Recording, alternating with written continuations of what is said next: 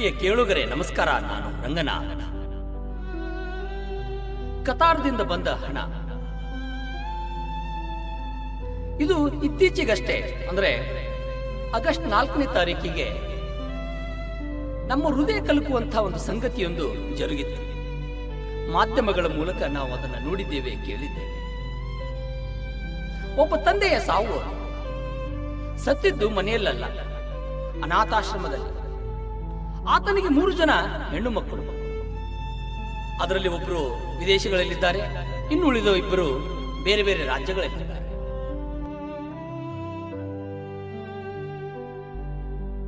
ಆ 3 ಹೆಣ್ಣು ಮಕ್ಕಳು ತಂದೆ ಅಗರ್ಭ ಶ್ರೀಮಂತ, ಮುಂಬೈಯಲ್ಲಿ ಅತ್ಯಂತ ಪ್ರಸಿದ್ಧವಾದಂಥ ಬಟ್ಟೆ ಅಂಗಡಿಯ ಮಾಲೀಕ.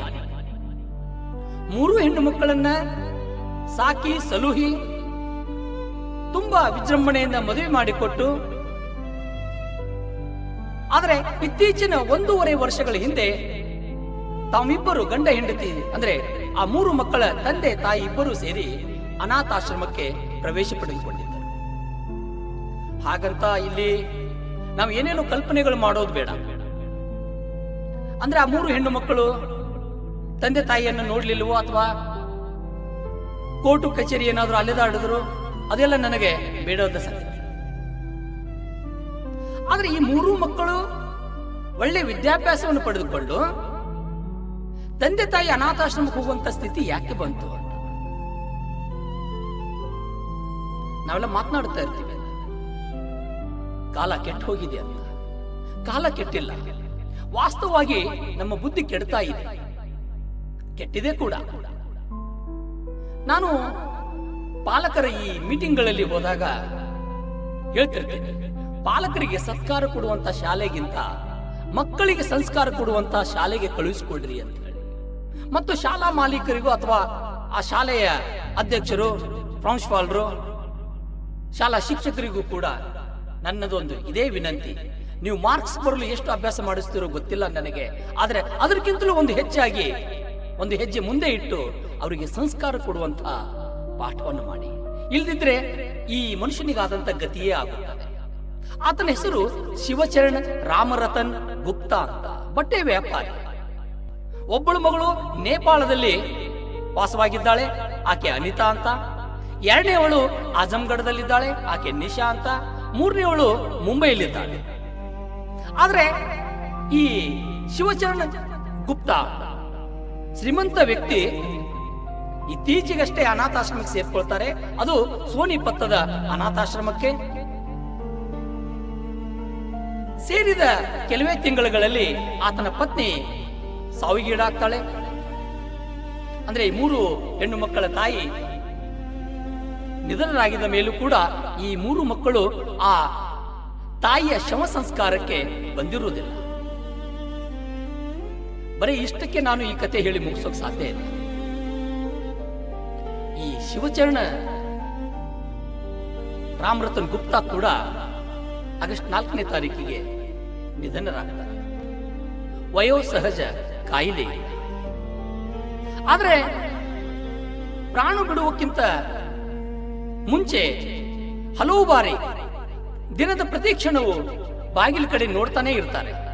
ಬಹುಶಃ ಇವತ್ತು ನನ್ನ ಹಿರಿಮಗಳು ಬರಬಹುದು, ಕಿರಿಮಗಳು ಬರಬಹುದು, ಅಥವಾ 2ನೇವಳು ನಿಶಾ ಬರಬಹುದು. ಇಲ್ಲ, ಇವತ್ತು ಮೊಮ್ಮಕ್ಕಳು ಬರಬಹುದು ನನ್ನ ನೋಡೋದಕ್ಕ. ತುಂಬಾ ವರ್ಷ ಆಯ್ತಲ್ಲ, ಇಲ್ಲ ಆ ಅಳಿಯ ತುಂಬಾ ಒಳ್ಳೆಯವನು, ಅವನು ಬರ್ಬೋದು ಇವತ್ತು ಅಂತ ಪ್ರತಿ ಕ್ಷಣವೂ ವಿಭಿನ್ನ ಆಲೋಚನೆಗಳು ಮಾಡ್ತಾ ನಿರೀಕ್ಷೆಯ ಕಂಗಳಿಂದ ಬಾಗಿಲ ಕಡೆ ನೋಡ್ತಾನೆ ಇದ್ರು ಅಂತ ಆ ಆಶ್ರಮದ ಸಹಪಾಠಿಗಳು, ಆಶ್ರಮವನ್ನು ನಡೆಸಿಕೊಂಡು ಹೋಗ್ತಕ್ಕಂಥ ಆ ಮಹಾನುಭಾವರು ಇದನ್ನು ಹೇಳಿದರು. ಆಲೋಚನೆ ಮಾಡಿ ಕೇಳುಗರೆ, ಪ್ರತಿ ಕ್ಷಣವೂ ನಮ್ಮವರು ಯಾರೋ ಬರ್ತಾರೆ ಅಂತ ಕಾಯ್ತಾ ಇರೋದಿದೆಯಲ್ಲ, ಅದು ಅತ್ಯಂತ ಕಠಿಣದ ಸಂಗತಿ, ಕಠಿಣದ ಸಂದರ್ಭ. ಆದರೆ ಆ 3ರಲ್ಲಿಯೂ ಒಬ್ಬರೂ ಬರಲೇ ಇಲ್ಲ. ಶಿವಚರಣ ರಾಮರತನ್ ಗುಪ್ತಾ ನಿಧನರಾದಾಗ ಅನಾಥಾಶ್ರಮದವ್ರದ್ದು ಒಂದು ರೀತಿ, ಅದು ಅವ್ರದೇ ಆದಂತ ಒಂದು ಶಿಸ್ತು ನಿಯಮ ಏನಂತಂದ್ರೆ, ಯಾರೇ ಸಾವಿಗೀಡ ಆದ್ರೆ ಅನಾಥಾಶ್ರಮದಲ್ಲಿ ಅವರ ಸಂಬಂಧಪಟ್ಟವರನ್ನ, ಅವರ ಮಕ್ಕಳನ್ನ, ಮೊಮ್ಮಕ್ಕಳನ್ನ ಅದನ್ನ ತಿಳಿಸುವಂತ ಒಂದು ವಾಡಿಕೆ. ಅದೇ ಪ್ರಕಾರ ಅವ್ರನ್ನ 3 ಜನ ಹೆಣ್ಣು ಮಕ್ಕಳನ್ನ ಆ ಅನಾಥಾಶ್ರಮದವ್ರು ಹೇಳ್ತಾರೆ, ನಿಧನರಾಗಿದ್ದಾರೆ, ಬರ್ತೀರಾ ಅಂತ. ಒಬ್ಳು ಹೇಳ್ತಾಳೆ, ಇಲ್ಲ ನಾನು ವಿದೇಶದಲ್ಲಿದ್ದೀನಿ, ಬರೋಕ್ಕಾಗಲ್ಲ, ತುಂಬಾ ದೂರ, ಇಲ್ಲೇ ಪಕ್ಕದ ನೇಪಾಳದಲ್ಲಿದ್ದೆ. ಇನ್ನೊಬ್ಬಳು, ಇಲ್ಲ ನನಗೆ ತುಂಬಾ ಕೆಲಸ ಇದೆ, ಬರೋಕ್ಕಾಗಲ್ಲ. 3ನೇವಳು ಇಂಥದ್ದೇ ಒಂದು ಸಬೂಬು ಹೇಳಿ ಜಾರಿಕೊಂಡು ಬಿಡ್ತಾನೆ. ಆಯ್ತು ಅಂತ ಅನಾಥಾಶ್ರಮದ ಪದ್ಧತಿಯಂತೆ ತಾವೇ ಆ ಶವ ಸಂಸ್ಕಾರವನ್ನು ಮಾಡಲು ಮುಂದಾಗ್ತಾರೆ. ಮತ್ತೆ ಒಬ್ಳು ಫೋನ್ ಮಾಡಿ ಅನಾಥಾಶ್ರಮದ ಅಂಕಲ್ಗೆ ಹೇಳ್ತಾಳೆ, ಅಂಕಲ್ ನಿಮ್ ನಂಬರ್ ಕೊಡಿ, ಇದೇ ನಂಬರ್ ತಾನೆ, ನಾನು ಫೋನ್ ಪೇ ಮಾಡ್ತೇನೆ, 5100 ರೂಪಾಯಿಗಳನ್ನು ನಿಮಗೆ ಕೊಡ್ತೇನೆ, ನೀವು ನಮ್ಮ ತಂದೆಯ ಶವ ಸಂಸ್ಕಾರ ಮಾಡಿ ಮುಗಿಸಿ ಅಂತ ಆಜ್ಞೆ ಮಾಡ್ತಾಳೆ. ಆದ್ರೆ ನನಗೆ ಅತ್ಯಂತ ದುಃಖ ತಂದಿದ್ದು ಯಾವ ಸಂಗತಿ ಅಂದ್ರೆ, ದೂರದಲ್ಲಿದ್ದಾರೆ, ಕೆಲಸಗಳಿವೆ, ಯಾಕಂದ್ರೆ ನಾವು ಮಾಡಿರುವಂತ ತಪ್ಪುಗಳೇ ಇವು.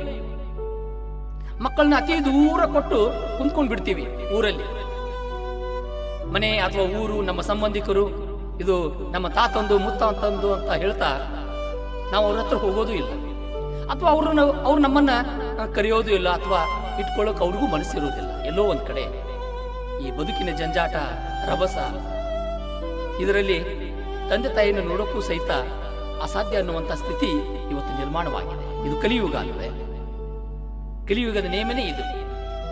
ಹೆತ್ತವರನ್ನು ಕೂಡ ದೂರ ಮಾಡ್ತೀವಿ ನಾವು. ಅದೇ ಹೇಳಿದ್ನಲ್ಲ ಆಗ್ಲೇ,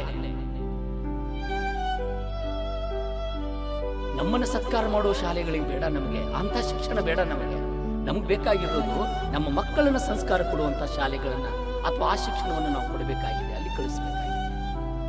ಒಳ್ಳೆ ಸಂಸ್ಕಾರ ಕೊಟ್ಟಿದ್ದೆ ಆದ್ರೆ ಬಹುಶಃ ಈ ಶಿವಚರಣ ದಾಸಗಾದಂತ ಪರಿಸ್ಥಿತಿ ಇನ್ಯಾರಿಗೂ ಬರ್ಲಿಕ್ಕೆ ಸಾಧ್ಯನೇ ಇಲ್ಲ. ಕೊಡಬೇಕು, ಒಳ್ಳೆ ಸಂಸ್ಕಾರದ ಅವಶ್ಯಕತೆ ಇದೆ. ಆದ್ರೆ ಅವತ್ತಿನ ದಿನ 5100 ರೂಪಾಯಿ ಅಂದ್ರೆ 5100 ರೂಪಾಯಿಗಳು ಕಾಣಿಕೆ ಎಂಬಂತೆ ಅದನ್ನು ಕೊಟ್ರೆ ನಾನು ಋಣಮುಕ್ತನಾಗ್ತೀನಿ ಅನ್ನುವಂತಹ ಭಾವ ಇಟ್ಕೊಂಡಂತಹ ಮಗಳು ಪವಿತ್ರ ಅಸ್ಥಿಗಳನ್ನು ಕೂಡ ಕಳುಹಿಸಿ ಕುಡಿಯುವಂತ ಹೇಳಲಿಲ್ಲ, ಅಥವಾ ಅದನ್ನ ನಾನು ತೆಗೆದುಕೊಳ್ತೀನಿ ನಂತರ ಬಂದು ಅನ್ನುವಂತ ಒಂದು ಮಾತು ಕೂಡ ಹೇಳಲಿಲ್ಲ. ಅವಳು ಹೇಳಿದ್ದೇನು ಗೊತ್ತೇನು? ಇವತ್ತು ನಮ್ಮ ಮಗಳ ಕೈಯಲ್ಲಿ ಮೊಬೈಲ್ ಇದೆ ಅಲ್ಲ, ಮೊಬೈಲ್ ಕೂಡ ಒಳ್ಳೆಯದೇ, ನಾನು ಅದಕ್ಕೆ ತಪ್ಪು ಅಂತ ಹೇಳೋಕ್ಕಾಗಲ್ಲ. ಈ ವಿಡಿಯೋ ಕಾಲ್ಗಳು ನಮ್ಮನ್ನು ಅತಿ ಸಮೀಪದಿಂದ ನೋಡುವ ಹಾಗೆ ಮಾಡಿವೆ. ಆದರೆ ವಿಡಿಯೋ ಕಾಲ್ಗಳ ಮೂಲಕ ನಮ್ಮವರ ಶವ ಸಂಸ್ಕಾರಗಳನ್ನು ವಿಡಿಯೋದ ಮೂಲಕ ನೋಡುವ ಹಾಗೆ ಮಾಡಿವೆಯಲ್ಲ, ಇದು ಒಂದಿಷ್ಟು ಬೇಸರದ ಸಂಗತಿ. ಅಂದ್ರೆ ಅದನ್ನು ಬಳಸಿಕೊಳ್ಳುವ ವಿಧಾನ, ಅದರ ಹಿಂದಿನ ವಿಚಾರ ಇದೆಯಲ್ಲ ನಮ್ದು, ಅದು ಅತ್ಯಂತ ಕೆಟ್ಟ ವಿಚಾರ. ಇದು ಒಳ್ಳೆಯದಲ್ಲ. ಪವಿತ್ರ ಅಸ್ಥಿಗಳು ಕೂಡ ಅವರು ಕೇಳಲಿಲ್ಲ. ಅದಕ್ಕೆ ಹೇಳೋದು, ಅವಶ್ಯಕತೆಗಿಂತ ಹೆಚ್ಚು ಆಸ್ತಿ ಮಾಡಬೇಡಿ ಅಂತ. ಇಲ್ಲ ಅಂದ್ರೆ ಹೀಗೆ ಆಗ, ಈ ಭೂಮಿ ಮೇಲೆ ನಾವು ಹೋದ ಮೇಲೆ ಅಥವಾ ಸುಟ್ಟ ಮೇಲೆ ಉಳಿಯುವ ಅಸ್ಥಿಗೂ ಯಾವುದೇ ಗೌರವ ಕೊಡುವವರು ಇಲ್ಲಿ ಇಲ್ಲ ಅನ್ನೋದನ್ನ ನಮಗೆ ಈಗಲೇ ಮನವರಿಕೆ ಆಗಲೇಬೇಕು. ಅದೆಷ್ಟೇ ನಮ್ಮ ಪ್ರೀತಿ ಪಾತ್ರರಾದಂತ ಮಕ್ಕಳೇ ಆಗಿರಲಿ, ಸಂಬಂಧಿಕರೇ ಆಗಿರಲಿ. ಯಾಕಂದ್ರೆ ರಕ್ತ ಹಂಚಿಕೊಂಡವರು 5100 ರೂಪಾಯಿಗಳನ್ನು ಕೊಟ್ಟು ತಮ್ಮ ಋಣಮುಕ್ತರಾಗಲು ಬಯಸಿದರೆ ಹೊರತು ಬರೋದಕ್ಕೆ ಪ್ರಯತ್ನ ಪಡಲಿಲ್ಲ. ಆದ್ರೆ ಯಾವುದೇ ಸಂಬಂಧವಿಲ್ಲದೆ ಅನಾಥಾಶ್ರಮದ ಉಚಿತ ಸೇವೆ ಮಾಡಿ ಋಣಮುಕ್ತರಾದಂಥ ಅನಾಥಾಶ್ರಮಕ್ಕೆ ನಮ್ಮದೊಂದು ಸೆಲ್ಯೂಟ್ ಇದೆ. ಕೇಳುಗರೆ, ಈ ಕತೆ ಹೇಳೋದಕ್ಕೆ ಕಾರಣ ಇಷ್ಟೇ. ಮೊನ್ನೆ ನಡೆದದ್ದು, ನಾವು ದುಡ್ಡು ಕೊಟ್ಟು ಋಣಮುಕ್ತರಾಗ್ತೀವಿ ಅನ್ನುವಂಥ ಸಂಬಂಧ ಇಟ್ಕೊಂಡು, ಅಂತ ದರಿದ್ರ ಭಾವನೆಗಳನ್ನ ಇಟ್ಕೊಂಡು ಆ 3 ಹೆಣ್ಣು ಮಕ್ಕಳು ಏನು ಆಲೋಚನೆ ಮಾಡಿದ್ರು, ಎಂಥ ಕೆಟ್ಟ ಆಲೋಚನೆ ಮಾಡಿದ್ರು ನಿಮ್ಮ ಮುಂದೆ ಇದೆ. ಆದ್ರೆ ನನಗೆ ಬೇಸರ ತಂದಿದ್ದ ಸಂಗತಿ ಅಂತ ಹೇಳಿದ್ನಲ್ಲ, ಅವರು ಆ ವಿಡಿಯೋ ಕಾಲ್ ಮಾಡುವಾಗ ಅನಾಥಾಶ್ರಮದ ಅಂಕಲ್ಗೆ ಹೇಳ್ತಾರೆ, ಅಂಕಲ್ ಅಲ್ಲಿ ಶವ ಸಂಸ್ಕಾರ ನಡೀತಾ ಇದೆ, ಆ ದೇಹವನ್ನ ಸುಡ್ತಾ ಇದ್ದಾರೆ, ಚಿತೆಯಲ್ಲಿದೆ. ಅಂತ ಸಂದರ್ಭದಲ್ಲಿ ಅಂಕಲ್ ಇದು ಇನ್ನು ಯಾವಾಗ ಮುಗೀತದೆ ಅಂತ ಕೇಳ್ತಾಳಲ್ಲ ಆ ಮಗಳು. ಇದು ದುಃಖದ ಸಂಗತಿ. ಯಾಕೆ? ಹಸಿವಾಗಿಲ್ಲ, ಟಿವಿ ನೋಡ್ಬೇಕಿತ್ತ, ಹೊರಗಡೆ ಹೋಗ್ಬೇಕಿತ್ತ, ಅಪ್ಪನ ಹೆಣ ಸುಡುವ ಸಂದರ್ಭವನ್ನ ವಿಡಿಯೋದ ಮೂಲಕ ನೋಡುವಂತಹ ದುಸ್ಥಿತಿಗೆ ನಾವು ಇಳಿದಿದ್ದೀವಿ. ನಮ್ಮ ಕಾನೂನು ಕೂಡ ಒಂದಿಷ್ಟು ಬದಲಾವಣೆ ಆಗಬೇಕಾದಂತ ಅನಿವಾರ್ಯತೆ ಬಂದಿದೆ ನಮಗೆ. ಇದಕ್ಕೆ ಕಾರಣ ಇಂದಿನ ಸಂಸ್ಕೃತಿ, ಸಂಸ್ಕಾರ. ಹೌದು, ಕಾನೂನಲ್ಲಿ ಬದಲಾವಣೆ ಆಗಿದೆ ಇತ್ತೀಚೆಗೆ.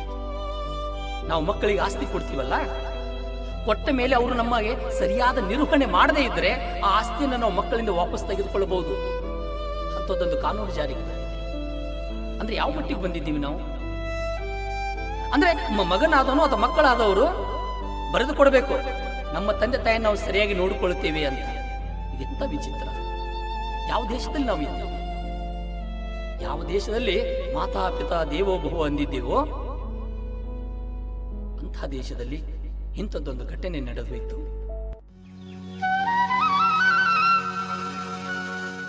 ಪ್ರಿಯ ಕೇಳುಗರೆ, ಇದೊಂದು ದುಃಖದ ಸಂಗತಿ ಕೇಳಿದರಲ್ಲ, 5,100 ರೂಪಾಯಿಯ ಕಥೆ. ಅದಕ್ಕಾಗಿ ನಾನು ಈ ರೀತಿಯ ಅಸಂಸ್ಕೃತಿ, ಅನಾಗರಿಕತೆಯ ಕತೆ ನಿಮ್ಮ ಮುಂದೆ ವ್ಯಕ್ತಪಡಿಸಿದೆ. ಇತ್ತೀಚೆಗೆ ಆದಂಥದ್ದು ಇದು ಕೂಡ ಮೊನ್ನೆ ಜುಲೈ 28ನೇ ತಾರೀಕಿಗೆ, ಅಂದ್ರೆ ಮರುದಿನವೇ 29ನೇ ತಾರೀಕಿಗೆ ಹುಣ್ಣಿಮೆ ಕಾರ್ಯಕ್ರಮ ಮಾಡಬೇಕು ಅಂತ ನಿರ್ಧಾರ ಮಾಡಿದೆ. ಹುಣ್ಣಿಮೆ ದಿನ ಬಹಳ ಜನ ಬರ್ಲಿಕ್ಕಿಲ್ಲ, ಅದಕ್ಕಿಂತ ಮುಂಚೆ ದಿನವೇ ಮಾಡೋಣ ಅಂತ ಗೋಕಾಕ್ ಚಳುವಳಿಯ ರೂವಾರಿ ಹಿರಿಯ ಪತ್ರಕರ್ತರಾದಂಥ ಶ್ರೀ ರೇಚರ್ ರೇವಡಿಗಾರ್ ಪ್ರತಿಷ್ಠಾನದ ವತಿಯಿಂದ ಗುರುಸ್ಮರಣೆ ಕಾರ್ಯಕ್ರಮವನ್ನು ಸಿಂದಗಿಯ ಬಸವ ಮಂಟಪದಲ್ಲಿ ಇಟ್ಟುಕೊಂಡಿದ್ದೆ. ಸಿಂದಗಿಯ ಭೀಮಸೇನ್ ಜೋಶಿ ಎಂದೇ ಖ್ಯಾತರಾದಂಥ ಶ್ರೀಯುತ ರಾಜು ತಿವಾರಿ ಅವರು ಹಾಗೂ ನಮ್ಮೆಲ್ಲರ ಪ್ರೀತಿಯ ಗುರುಗಳಾದಂಥ ಶ್ರೀ MB ಅಲ್ದಿ ಗುರುಗಳು, ಅವರ ಜೊತೆಗೆ ಹಿರಿಯರಾದಂಥ ಮೋನಪ್ಪ ಪತ್ತಾರವರು ಕೂಡ ಆ ಕಾರ್ಯಕ್ರಮದಲ್ಲಿ ಭಾಗವಹಿಸಿದ್ರು.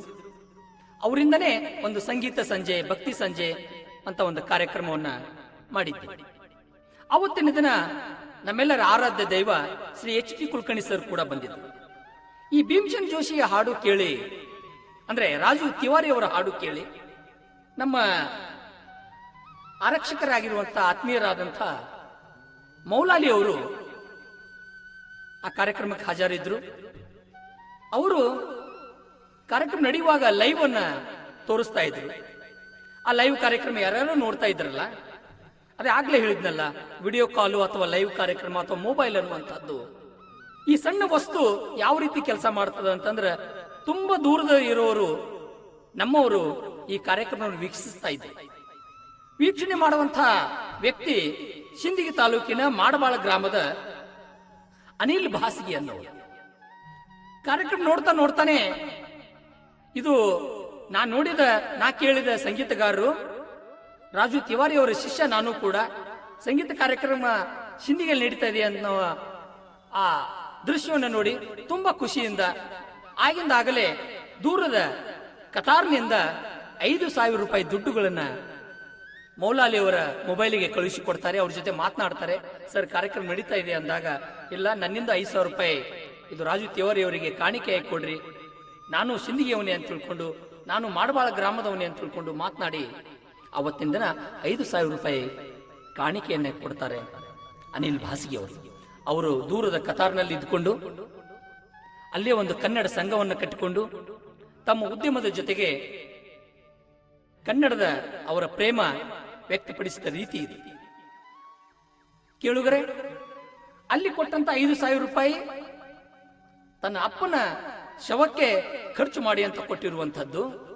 ಇಲ್ಲಿ ನನ್ನೊಬ್ಬ ಗುರುಗಳು, ಅದು ನಾನು ಮೆಚ್ಚಿರುವಂತ ಸಂಗೀತವನ್ನ ಮೆಚ್ಚಿ ನಾ ಕೊಡುವಂತ ಕಾಣಿಕೆ ಅಂತ ತಿಳ್ಕೊಂಡು ದೂರದ ಕತಾರ್ನಿಂದ 5,000 ರೂಪಾಯಿ ಕಳಿಸಿಕೊಡುವಂತ ಈ 2 ಸಂಗತಿಗಳು ನಿಮ್ಮ ಮುಂದೆ ಇಟ್ಟಿದ್ದೀನಲ್ಲ, ನೀವು ಇದನ್ನು ವಿಮರ್ಶೆಯಾಗಿ ತೆಗೆದುಕೊಂಡ್ರೆ ನಾನು ಕೊಡುವ ಈ ಕಾರ್ಯಕ್ರಮ ಅಥವಾ ಈ ಮಾತುಗಳು ಸಾರ್ಥಕ ಅಂತ ಅನಿಸ್ತದ.